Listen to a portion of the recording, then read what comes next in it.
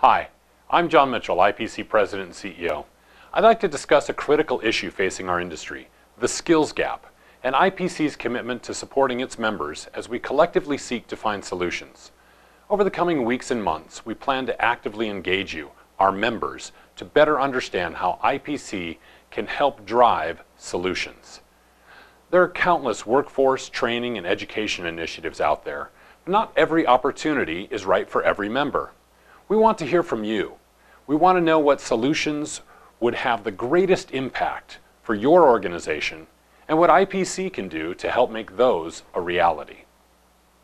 Collectively, we've identified some of the biggest challenges facing our industry: unfilled jobs, an or underemployed workforce, a decrease in job loyalty, negative perception of manufacturing as a career path, and a rapid, unprecedented increase in technology and information, making it hard for us to keep up with the constant change.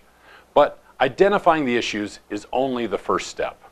The industry needs solutions, and we at IPC are well positioned to help our industry transform to meet the workforce demands of the 21st century.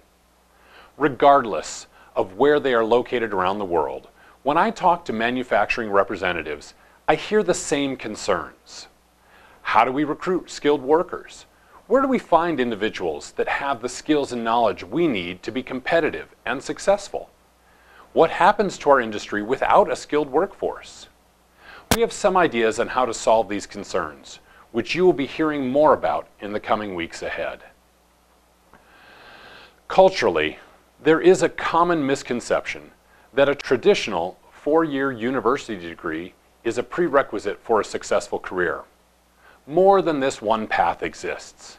There are many well-paying, challenging, and fulfilling jobs that do not require a higher education degree, but instead are built on a foundation of technical or trade knowledge.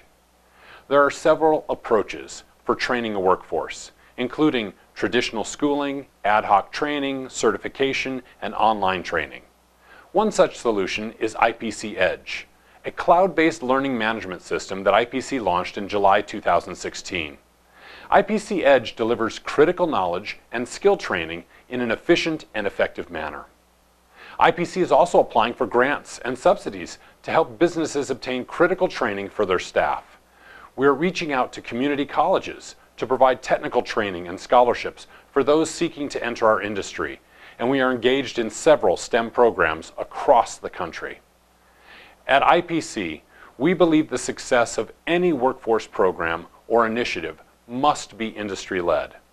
Our Job Task Analysis Committee is examining critical job roles in the electronics industry with the express purpose of mapping the knowledge, skills, and abilities required to perform these job functions.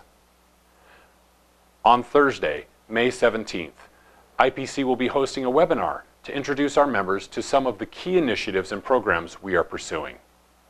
In addition, we're taking our concerns and proposed solutions to Washington, D.C. for Impact 2018, May 21st through 23rd, and using our advocacy resources to help unlock government support for our initiatives.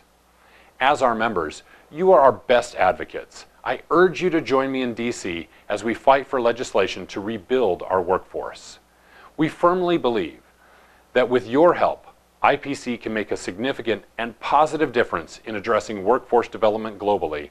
While it is critical to address the skills gap, it is also important to budget for the investment needed to do so. By investing in staff training and building a stronger workforce, we will remain competitive as an industry. IPC believes in maximizing the use of your membership in a trade organization. We are thrilled to have you as members of IPC, and we're here to help you address this critical issue. IPC is fully committed to helping your business maintain its high standard by working with you to get the educated workforce you need. Thank you.